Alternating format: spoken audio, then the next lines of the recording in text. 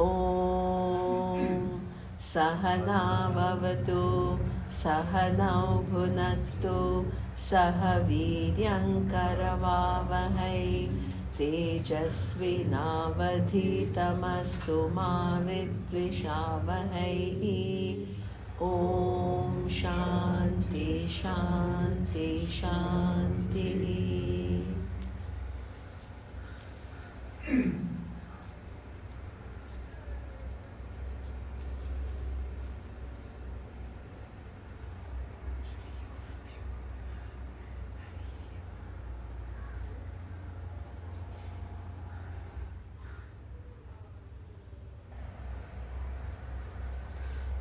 Okay, so what we have done is, now the next is Maicha Ananya Yogena Bhakti Avyabhicharini. So what here Lord Krishna is talking about Avyabhicharini Bhakti.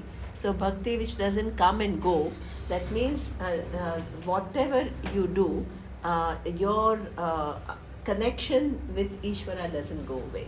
Okay, so we have seen that when you perform an action and when you honor law of dharma, and what is law of dharma, that I at least take my precaution and I don't hurt anybody, I don't cheat anybody, I don't lie, or I am sensitive to others, then what happens is, and I recognize my responsibility, which is what we call swadharma, and I do the best that I can in any profession or any action that I have chosen to do, then that becomes my offering to the Lord. You become bhakta. Just that awareness. You can be a consultant, you can be a businessman, you can be a scientist, you can be anything, and you can be a housewife, you can do anything that you were doing. Just with your understanding of your connection and your offering, you become a bhakta. When the results come, and instead of reacting, and blaming either the world or yourself, when you can understand that the results are governed by the laws, and you, instead of reaction, the attention goes to how can I respond to this situation in the best possible manner to help myself, right? Then it becomes a bhakti. So this is what we call accepting and not reacting is called prasada buddhi. Understanding that everything is, nothing is out of place, okay, and therefore not getting into this complaining mode, right? So that's a bhakti. Now the third thing is that one thing that is very that all of us struggle with, and sometimes it's hard, is our emotional life. It's a and it's a emotional life. Because what happens is that our emotions have their own logic, and you helplessly, right? People helplessly. Nobody wants to be fearful. Nobody wants to be sad. Nobody wants to be. We don't invite all of this. Nobody wants to be angry, but it happens. And one thing is, when all of this happens, if you free yourself from denial and start facing it and start dealing with it, you're in the order of Ishvara. Because the emotional order is also, the emotions are not negative or anything. There is an order. And what is the order to the emotion?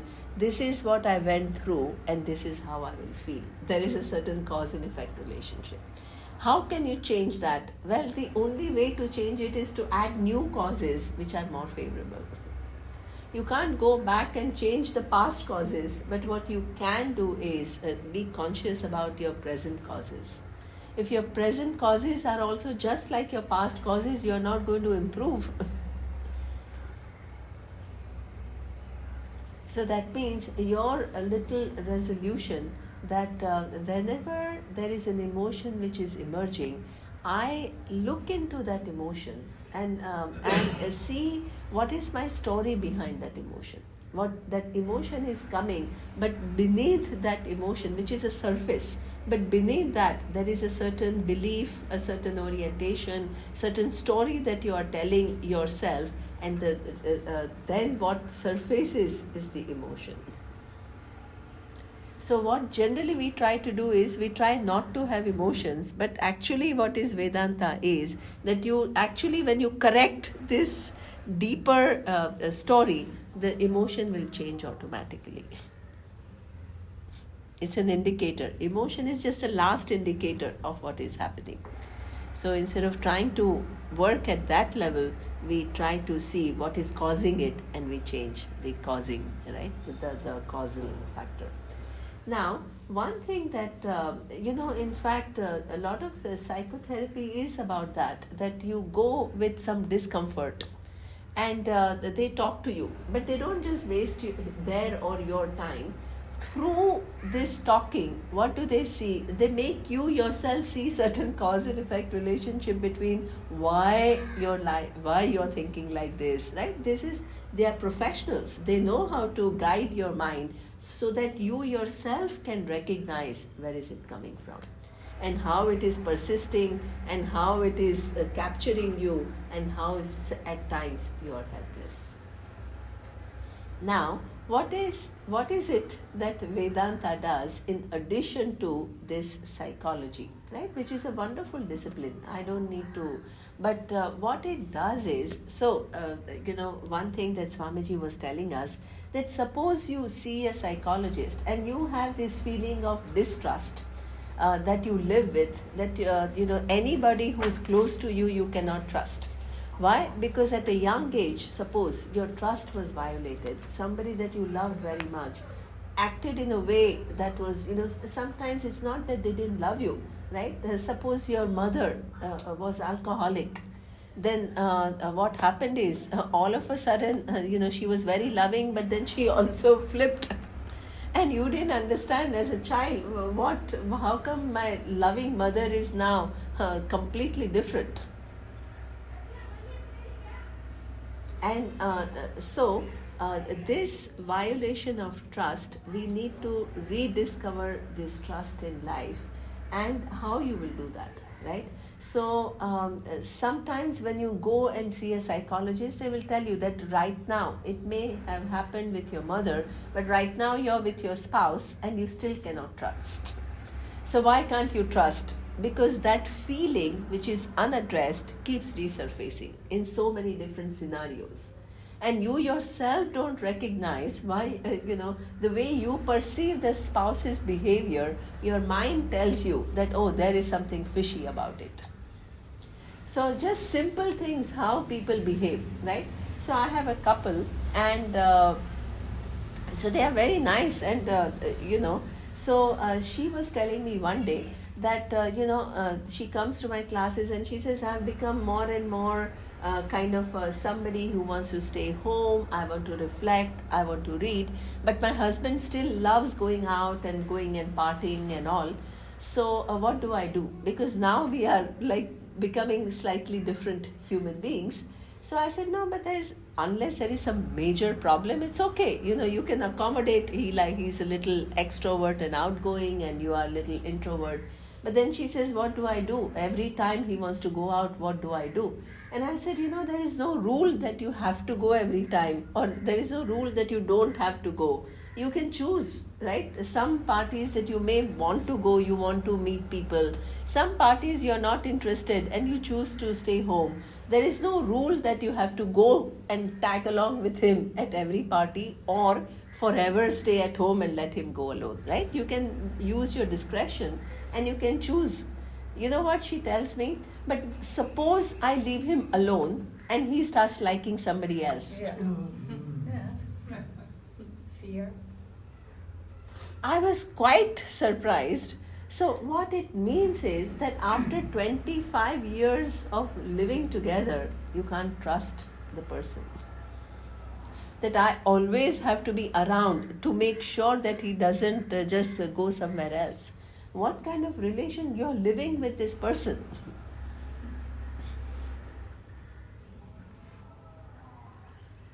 Imagine the insecurity within a relationship, because you can never be sure this person is with you, but when that person will lose interest in you and go somewhere else. Now, if all your behaviors are based on fear, when will you trust? So at some point I told her that you actually have to live by not fear, but by a certain thing of what I value, what your values have to guide your behaviors. And anyway, right, does it mean, suppose the person wants to deviate, does it mean that even if you are present, the person can look at somebody else and get interested in somebody else? It's not like you are going, otherwise what happens is you want to create a cage and you want to control the person and constantly keep him under guard so that he doesn't deviate. But even if you do that, if his nature is to deviate, he or she will. So it is very important to start living by your values and making choices which are based on your understanding of things, rather than, all these underlying insecurities within relationships and lack of trust within relationships. That really is something which is very hard, and it comes actually from the childhood also, right? Which is that somebody that you loved very much violated, violated doesn't mean that, the person was drunk and was saying things and behaving in a way that you didn't understand, and, you could reconcile. So now, suppose you go to a therapist, that person will say that, hey, you are not able to trust your husband because there is a cause, something that you are carrying, and perhaps you are carrying from the childhood. But the next question you can never answer, and that is, but why was my mother behaving like this? You can understand why you are feeling now like this, because of which behavior that you were exposed to in your younger days. But you never can answer the question why you were given this mother who was like this. This is why you have to surrender, so-called surrender to the order. And what do you tell yourself? That perhaps, right, it's true that my mother's behavior upset me, but she herself was helplessly doing it. Not that the person did not love me. The person had their own causes, their own life story, which guided their behavior. So that means they had their own parents and their own life circumstances, which now makes them who they are. Everybody is just trying to cope with life. Some of the coping mechanisms that we have are healthy, some are not so healthy. So now, what you have to do is even release your mother. Otherwise, you are stuck with resentment. Your mother did this because she was helplessly doing it because of some past causes. Now that person was doing it because of past causes. That person was doing it because of some past causes. Who will you blame? Ultimately, that blame has to convert into seeing the infallible order of Ishvara. Causes within causes, within causes, within causes, within causes. Which, how your great-grandparents have behaved and the effect it has had on your grandfather. How your grandfather has in turn behaved and the effect it has on your father. And how he has behaved has effect on you. And if you continue, it will have effect on your children. Order. But the only thing that you can do, this is why I told the story of forged coupon. Anybody could have stopped it. You can stop it. And you can do a new beginning. You can have a new beginning. And that understanding of causes within causes, within causes, within Ishvara's order makes you a healed person, and you don't pass on the responsibility for who you are to somebody else. Then, if you can do that, you are healed. Then you are a bhakta. And how do you know whether you have completely healed or not? So Swamiji used to say that, he used to do these meditations, which were interesting meditations. And he will say that, he would say, close your eyes, and he would say mountains, he will say rivers, roses, right? So what happens when he gives those names? What happens to your mind? You feel calm, you feel at ease, right? Now, he says, now how these objects of the world don't create any reaction in you. And in fact, you are at ease. Now, think of all your loved ones. Again, the mind will either go to clinging or insecurity or trying to leave. So, again, find yourself at ease. Just as when you relate to mountains and trees, you're appreciative, they don't create a problem in you, they don't make you lose your balance.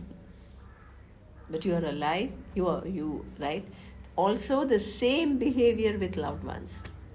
Then, what is the final exercise? Bring to your mind all the people that you think have hurt you.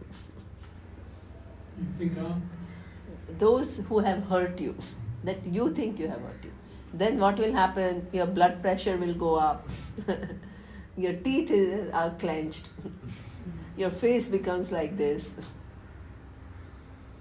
So what he says is, at some point, it's not you're in denial. You understand that they did this because they also were helpless.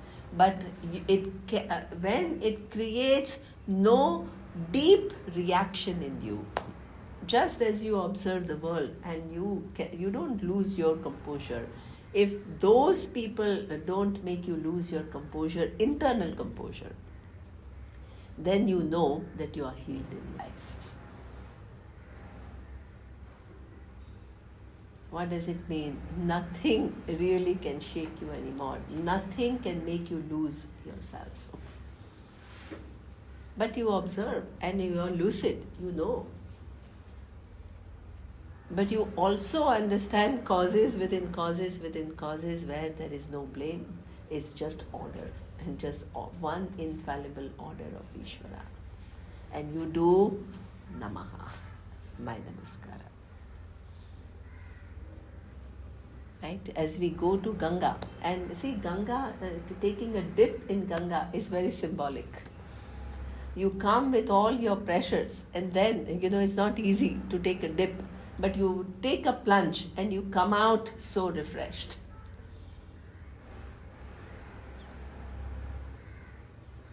So in this whole lap of Ishvara, you have to take a plunge and you can say, please heal me from all this hurt and pain and anger that I've been carrying and I've been passing on, and it is an endless thing.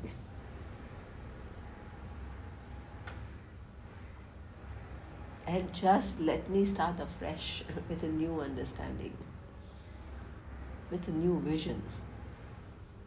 Let me not be a slave to my past.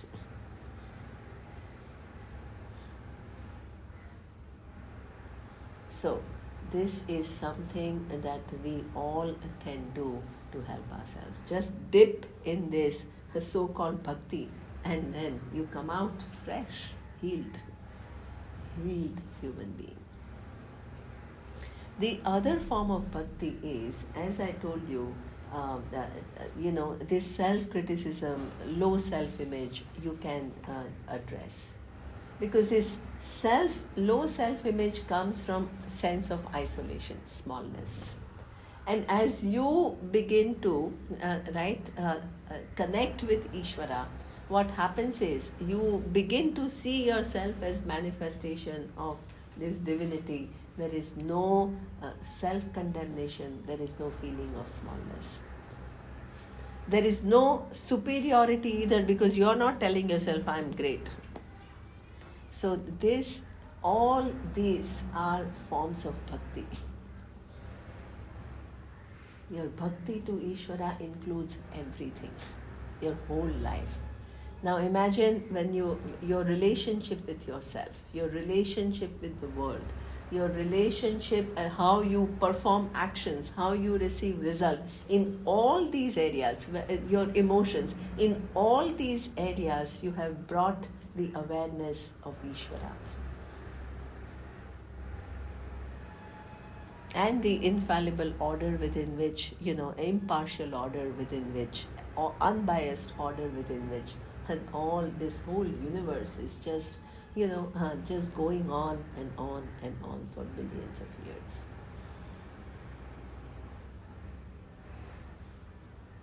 Universe was there, it didn't need your help to go on. And it will, after you leave the universe, it will go on for billions of years. It doesn't need your help. But while you're alive, recognize this phenomena within which you exist. Be grateful and offer your actions to this great order of Ishvara.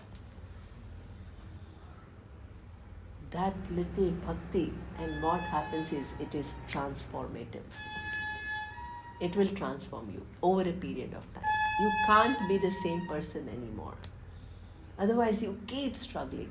Individual trying to fix oneself constantly keeps getting frustrated. If you don't have the larger picture and the larger understanding. So, this is your bhakti. So now, many people say that Vedanta is a path of knowledge and it's all intellectual. And it is bhakti is only for different kind of people. Not true. Knowledge and bhakti go together. In fact, knowledge, bhakti, karma yoga, everything goes together for you to mature and to know. First, ultimately you need to know, but the preparation is what? Living a life of karma yoga, doing the right thing and accepting result with a certain amount of composure, and also healing and connecting to Ishvara in so many different ways.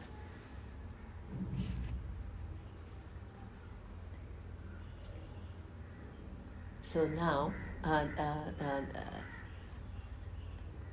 bhakti is integral part, and that we have some saints in India, ancient saints. So some of you may have heard of Mirabai. Did you hear of Mirabai? No? You did? Okay. She was a very famous saint, right? And she was a princess. She was a queen, but she was so devoted to Lord Krishna. But there are so many bhajans that we sing. They are all composed by Mirabai. Now, what was so special about her bhakti? There is a lovely bhajan that she has, which is beautiful. I will just speak she had written not in Sanskrit, in her local language. But I will just repeat the sentence and then I'll explain the meaning to you, right? So it says, Bhava sagar sab sukh gaya hai, jarur nahi mujhe taran ki. What does it mean? Sounds all you don't know, right? What it means is, initially when I embarked on the journey of my life, I thought I have to cross this sagar, ocean of samsara. And it was daunting. Why? Because now you try to swim across a river, it is very hard. Imagine if you have to swim across an ocean, how difficult it is. Swim across, not a boat. So it seemed as though if I have to cross samsara and get moksha, it is so difficult. Then she says, hey, I recognized that I don't have to cross samsara at all. Why? Because Lord, I don't see samsara at all, I only see you. beautiful. Do you see? It's just the same world. Your drishti changes. What seemed like such a difficult task and I'm getting nowhere and it is impossible and all. The whole thing changes because he says, I don't see frightening samsara at all. Wherever I saw, now I only see your grace. I only see your infallible order. Moksha.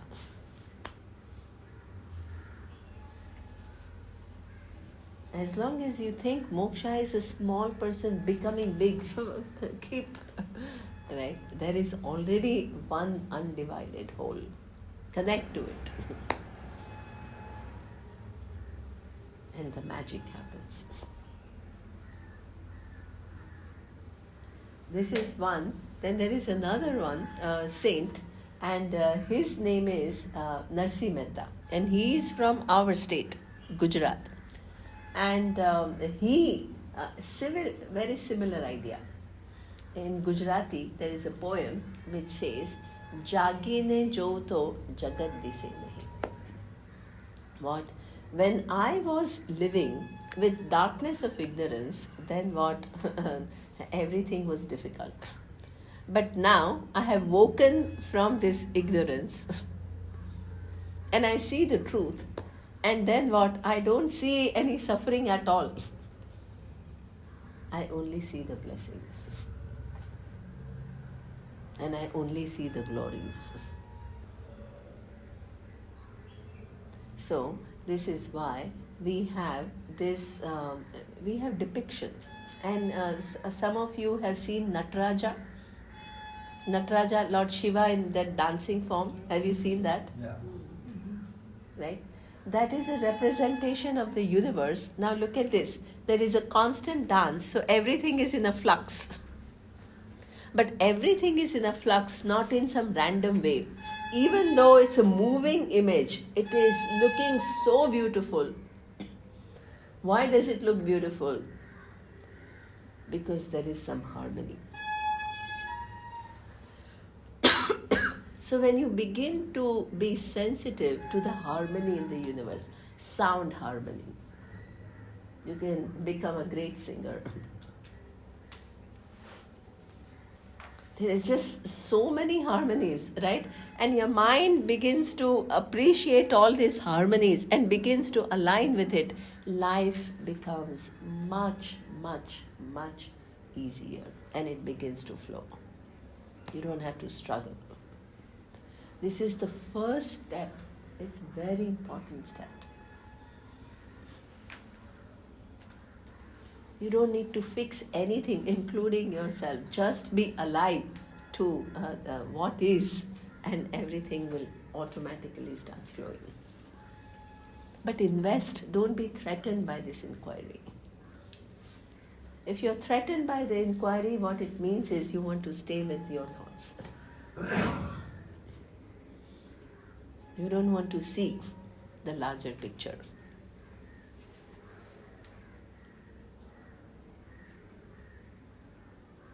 Right? It is like, a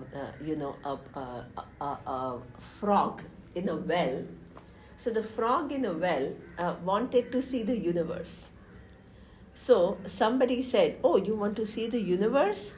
Then come out of the well and I'll make you see the universe. And the frog said, no. Make me see the universe within the well because that's what I'm used to. Anything else frightens me.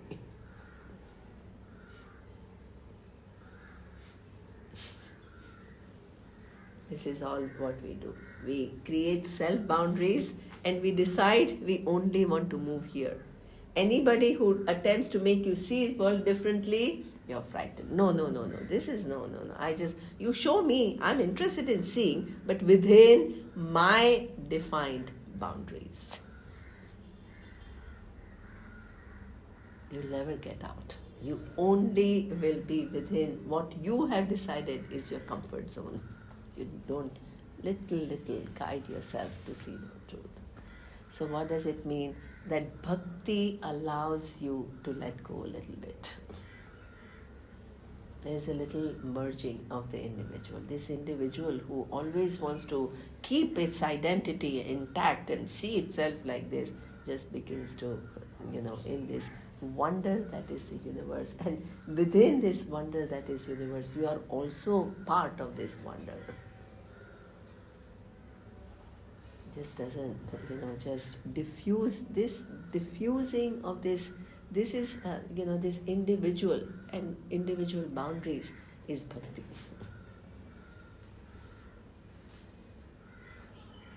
So Swamiji used to say something very beautiful. He used to say, a seed, remaining a seed, can it become a tree? The seed has to give up its seedness, smallness, to then blossom into a tree. What we try to do is hang on to our individuality and wait for some miracle to happen.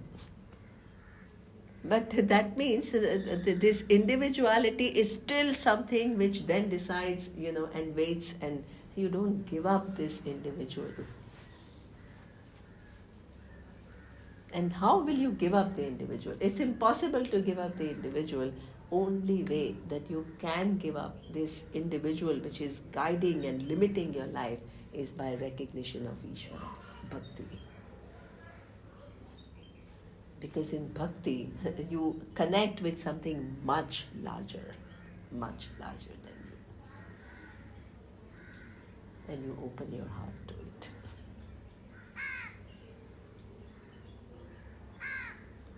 So this is what Avyabhicharini Bhakti.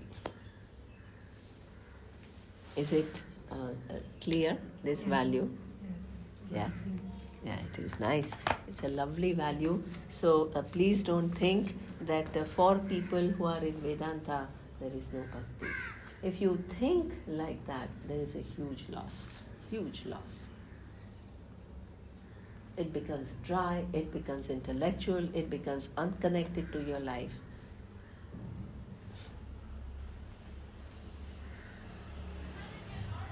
And the basic individual doesn't just, transform.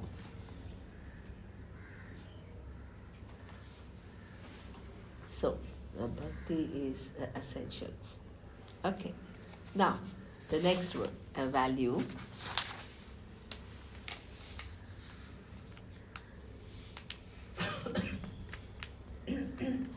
Vivikta Desha Sevitvam. Vivikta Desha Sevitvam is an interesting value which I think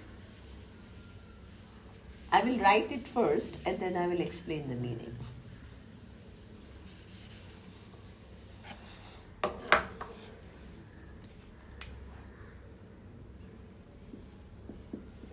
Vivikta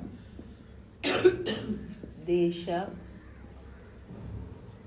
Sevitvam. Desha is a place. Vivikta means a place where you can be alone, not surrounded by people. So a quiet place where you can resort without the presence of other people. So where you find Sevitvam, the cultivating the habit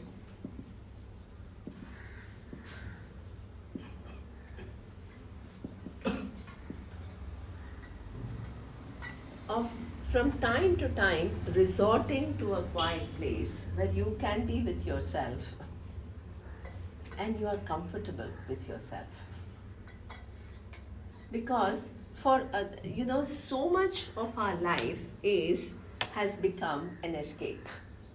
And what is an escape? One day, right, you don't feel well. What are the ways that we have learned in our society to let go of this feeling of discomfort? Well, let's call a friend, let's chat, let's go out, let's go for a nice dinner, let's go and buy some, shopping, let's buy some nice clothes, I'll feel good. eat some ice cream. So what happens is or go for a movie, go for an entertainment. So what it means is that discomfort, the only way that you have got through an escape. So that means if you have led your life like that, if you have to be with yourself for 10-15 minutes, because you've never actually dealt with anything, you just escaped through this, through that, through this, through that, then you can't be with yourself. So many people come to us and they say, oh, we cannot sit for meditation even for 15 minutes. Because the minute we sit alone and close eyes, all agitation starts. All the memories that I was not even aware of, they all start surfacing and they create so much disturbance.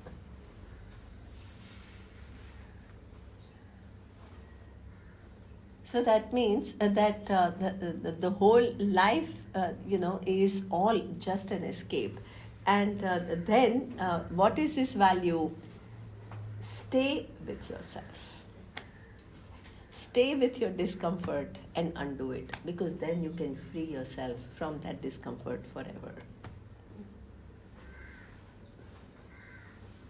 So I have to tell you that we were all, studying in Gurukulam for 3.5 years. We were studying Upanishads, Bhagavad Gita. So from external standpoint, it seems like what an amazing life. We are living in an ashram, we have an accommodation, we are given food, we are looked after. We have this amazing teacher who's teaching us, 3 or 4 classes per day. What else? Everything is taken care of. And we are learning this amazingly profound knowledge. So it would be like amazing. And it was amazing. But along with it, right, now we had no escape. Because we were in the Gurukulam in the hills, right, in the Anekatti. So the next town was very far away. There was no local phone, there was no computer, there was nothing when we were studying. So 50 of us staying in one place, there was no TV, there is no phone. In an almost ideal situation.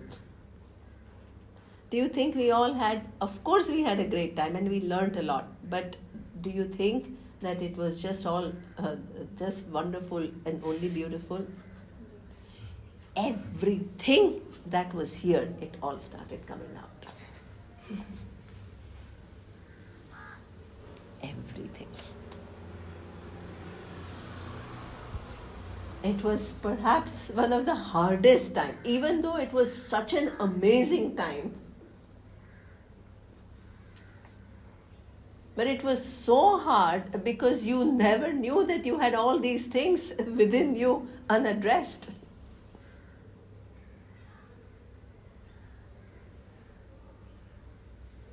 So, people, I tell you, would get highly depressed or very agitated or in denial, all kinds of things. People fall in love.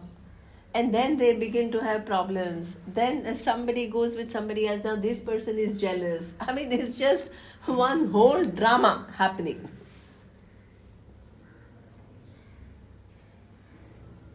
And so much discomfort and no distraction.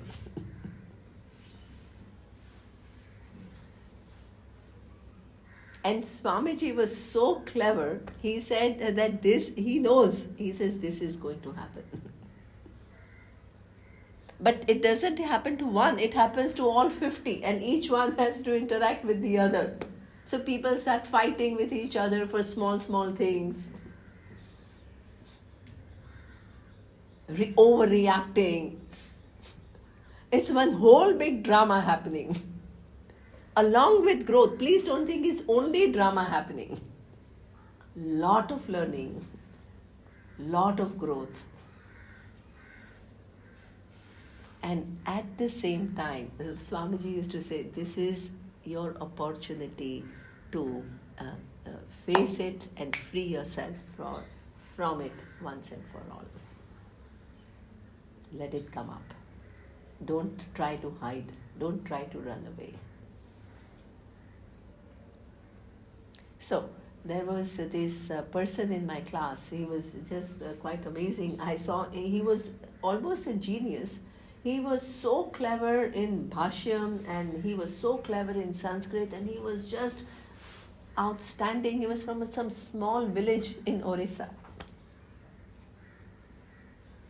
One day, after 1.5 years, he says, I want to leave. And we are all shocked. Why does he want to leave? He is the one who's shining like anything. And then he told us a story that he was adopted. He was an orphan and he was adopted. And the father, the new father, how you say, the foster father?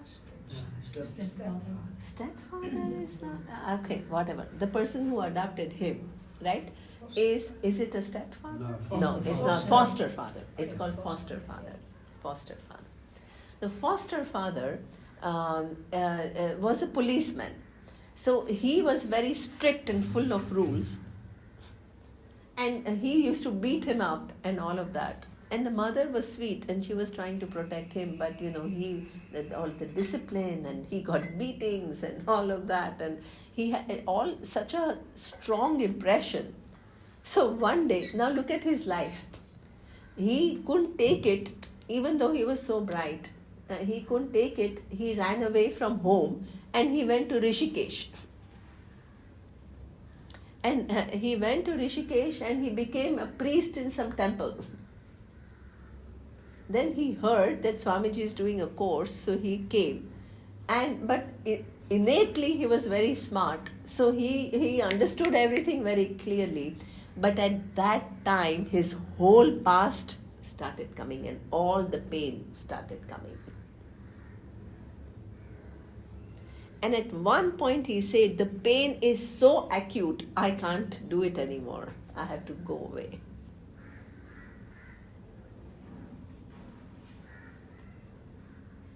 So I said, we asked him, so where will you go? So he says, I'll go, people then, I'll go to Narmada. Narmada is a sacred river. And what they do is Narmada Parikrama. They go around Narmada. So just live a simple life. Do what is it called? Circumference? Circumambulation. Wow, good. Circumambulation of this Narmada. Live a simple life. Quiet. This is his romantic idea. Now it's enough with studies. And to live a quiet life. So we said, this is an opportunity, lifetime of opportunity to study with Swamiji and all. So we asked him to go and see Swamiji before he took such a big decision, to leave the course and just kind of do parikrama, which itself takes 2 years. By then the course will be over. So Swamiji told him that, somehow you had some grace which brought you here. You are given a chance to completely free yourself from all these different things that you are holding in the past. It is your choice. You can choose whether to run away and again go back and just kind of, in the name of, I'm living a simple life and still keep it with you, or once and for all face it and free yourself from it, even though it is not comfortable.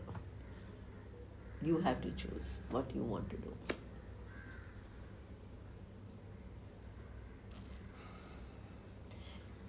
But he was also very clever. Our teacher was quite extraordinary. He says, I can understand sometimes it is too much and it's not going to help you to be in the class. So perhaps you can do one thing. You can take 1 month off. You can go off for 1 month. And then decide whether you want to come back or not. Because if you want to come back, I'll be very happy. but gave him the freedom not to make one choice or the other, made him understand, and said, now then you decide. He came back after 1 month.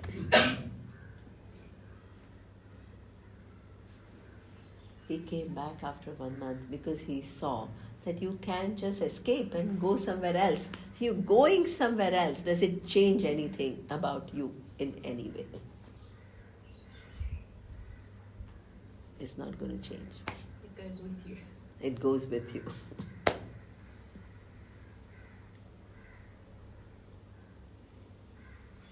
So, this is why, even if it creates a little, anyway, right, with all the things you are not comfortable, you've just numbed yourself to it. So, once and for all, free yourself from it rather than carry this whole baggage and keep going from here to there and here to there and here to there. Endless.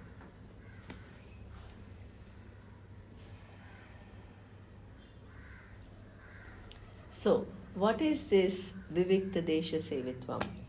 What Swamiji used to say, it's not about removing yourself from the world and going and sitting in some isolated place. This is not the value. What is the value?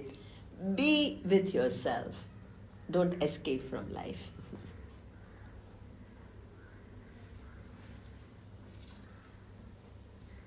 And as you don't accept, be ready to face some discomfort. It's okay.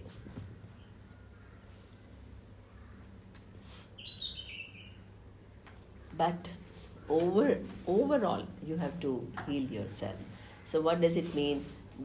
Now, any profound work about yourself, can it be done when you are in midst of so many people? You need a little quiet time. You need a little quiet time, only then everything comes out. So this is why little time alone is required.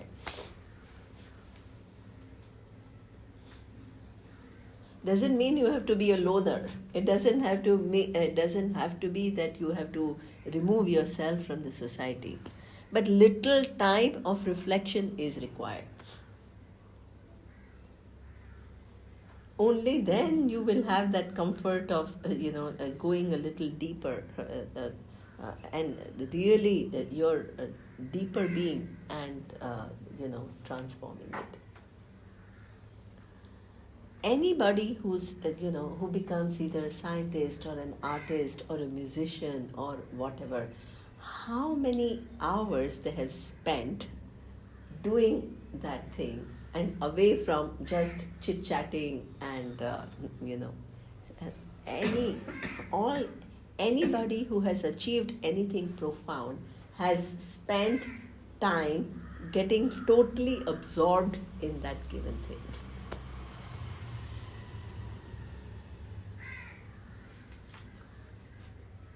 So here, if you want to know the nature of yourself and at the same time you have no patience to just even know your relative self, how is it going to happen?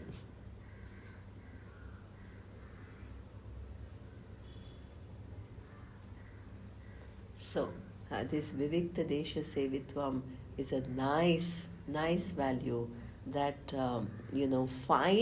stay with yourself and find comfort in your own presence, even if you don't have anything else in the world. You are comfortable, you are happy with yourself. There is a lovely teaching in Vedanta which says, Kaupinavanta khalu bhagyavantaha.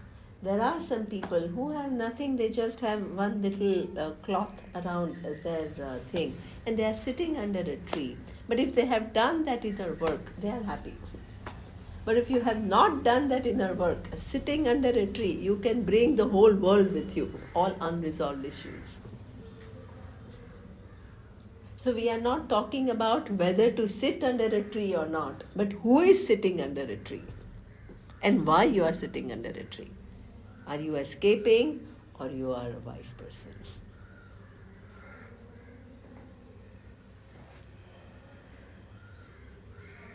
Now, when that happens, so now what is the message?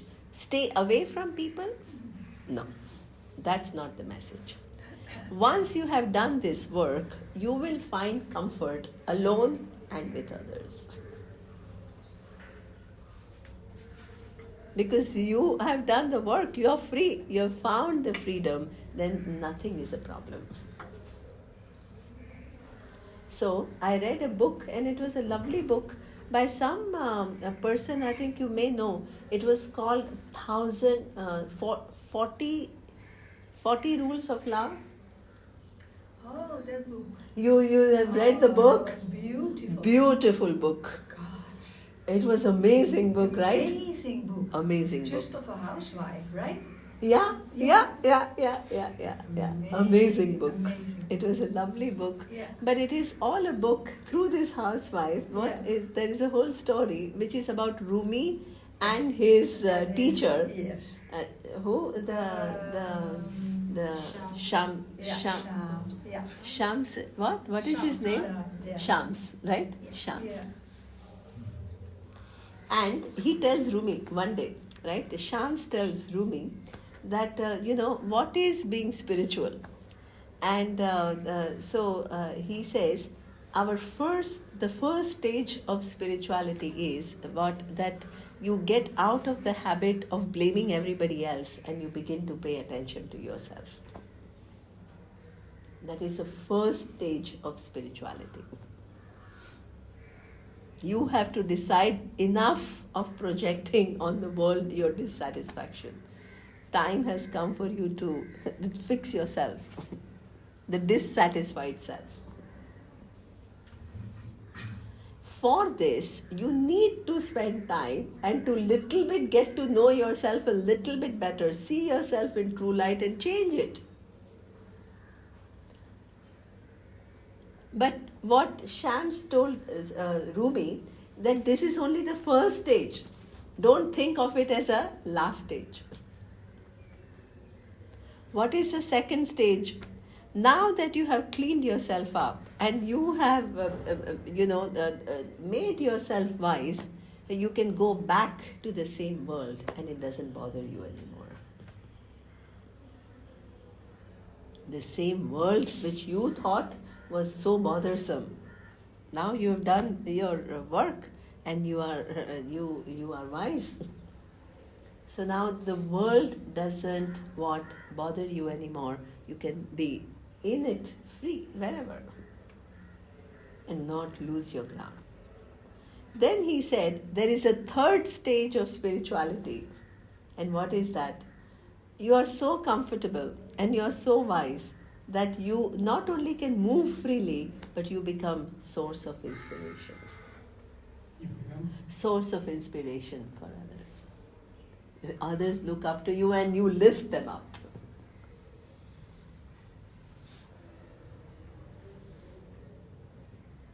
How beautiful. So what does it mean? Vivikta Desha Sevitvam is, yes, you do need to spend time with yourself and not be distracted all the time and do the essential job. But that doesn't mean whole life you only stay away from everybody and only,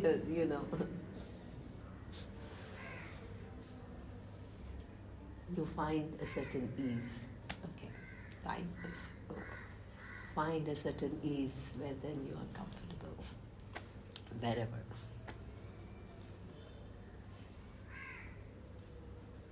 And what people see that there is a person who is cheerful, generally cheerful, wise. People seek that individual because that person becomes a role model and lifts everybody else up. So, Vivikta Desha Sevitvam is the value. Now, how many are remaining? 3. So, Yeah, 2, three are 3 are remain. 3 are remain. But you know, Nima, I have the feeling that it's never 100% done. There's always coming up something. So, That's my very good, experience. very good.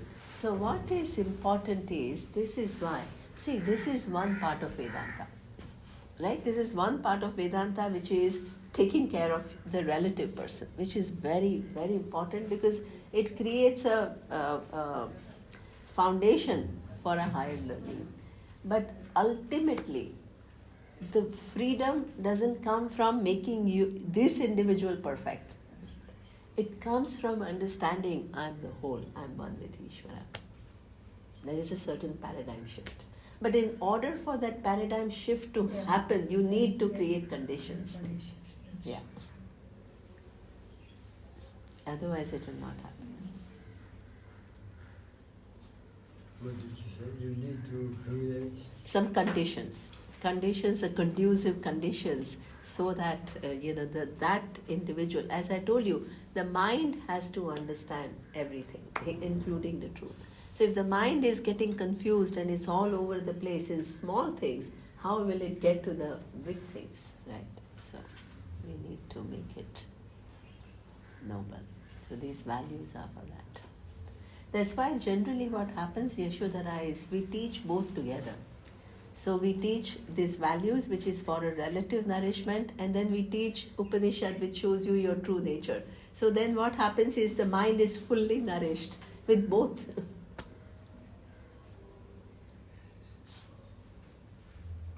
And that is what you are going to do in the next, now that I have created these conditions, right, and made you, then what, Andre comes and he teaches you Dhrikdrishya Viveka. And he is showing you your true nature, right? So. Om Purnamadav Purnamidam Purnat Purnamudachyate Purnasya Purnamadaya Purnamevavashishyate. Om Shanti Shanti Shanti. Om Shri Gurubhyo Namaha. Harihi Om.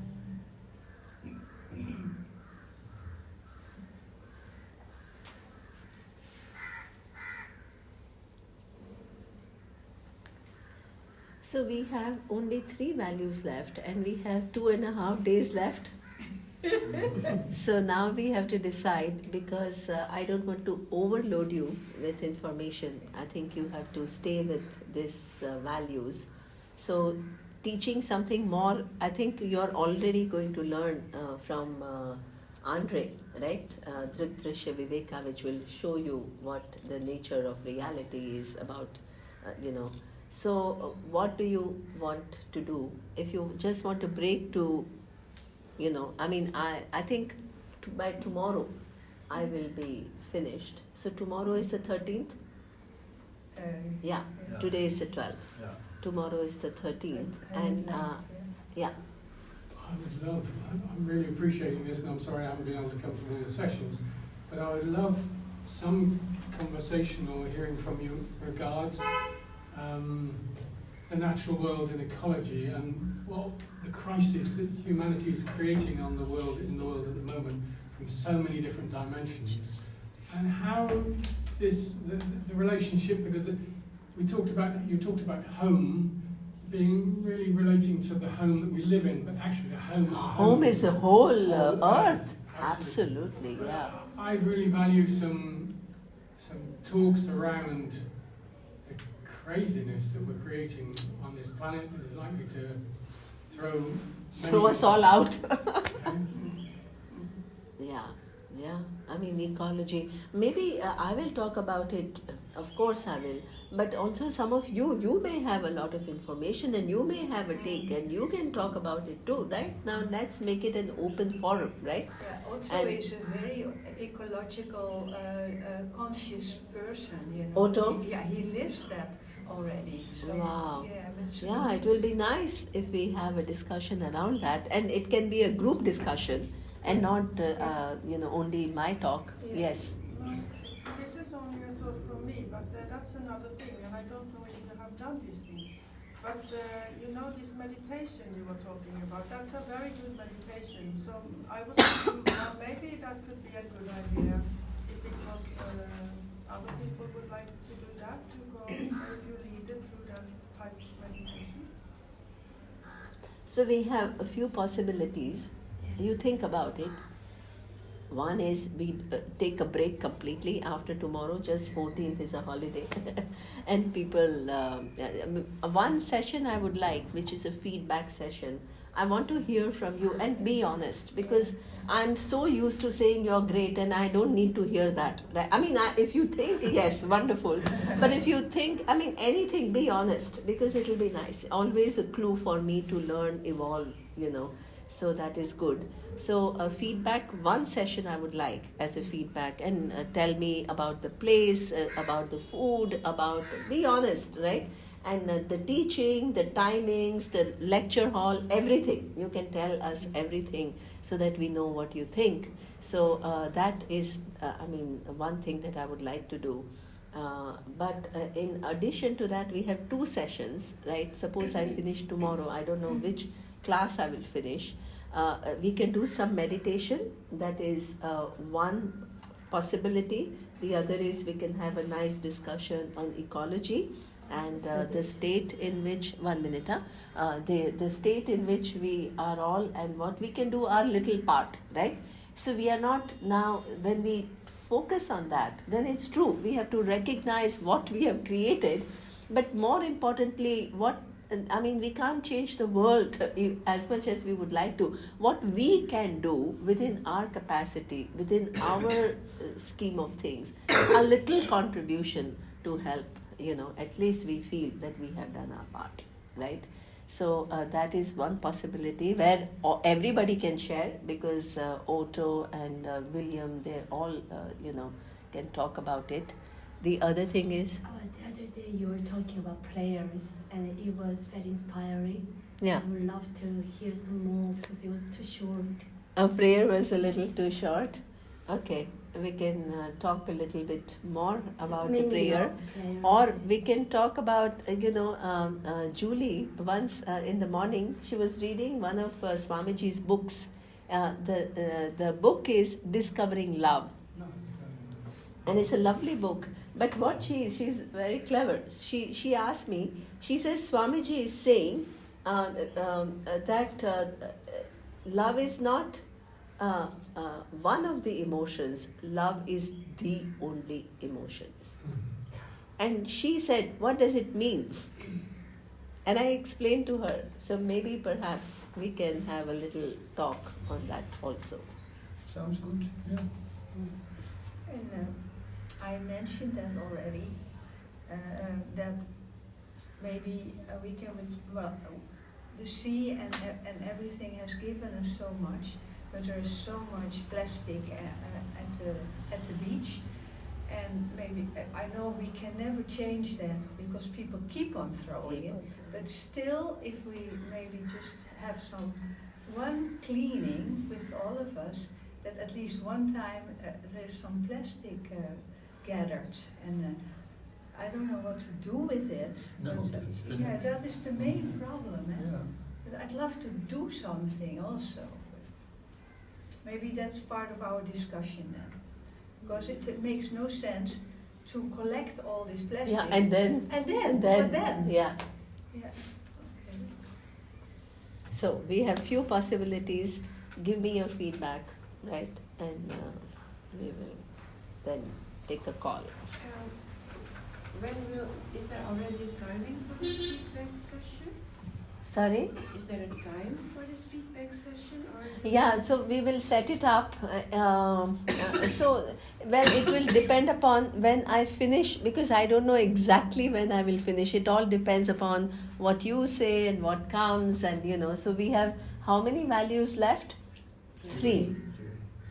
I have a feeling from what I think that I will finish by the 3 o'clock tomorrow. I will finish. So that means we have One more day. one more day. And one more day also, because some people were saying that Andre's teaching is also going to be intense. They just need some free time and not again in the class. So I'm totally fine with that also. But you tell me. I mean, I'm also available. It depends upon your needs, right? I'm not here to impose myself on you as a teacher. So maybe whatever the plans will be, maybe skip the Sunday afternoon session.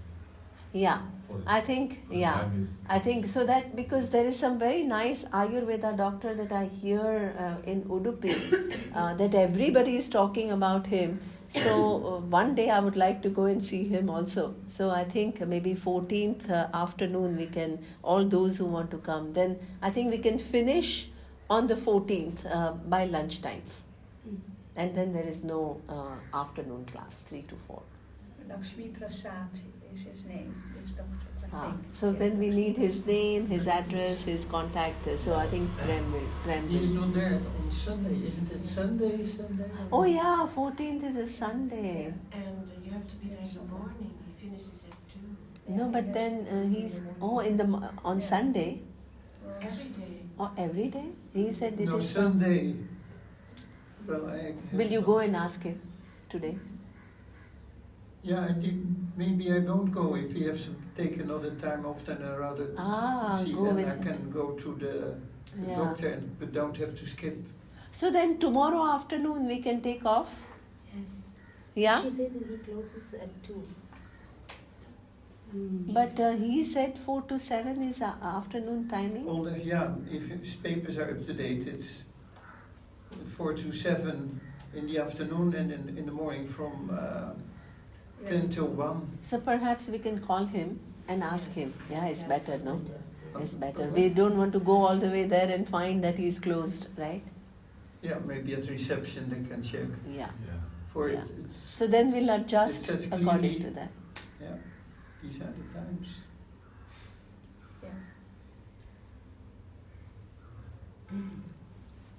Okay. So we'll think about it. Thank Okay. you. Thank you. I did the prayers, right? Pura? Yeah, I was I didn't do. Yeah, you did.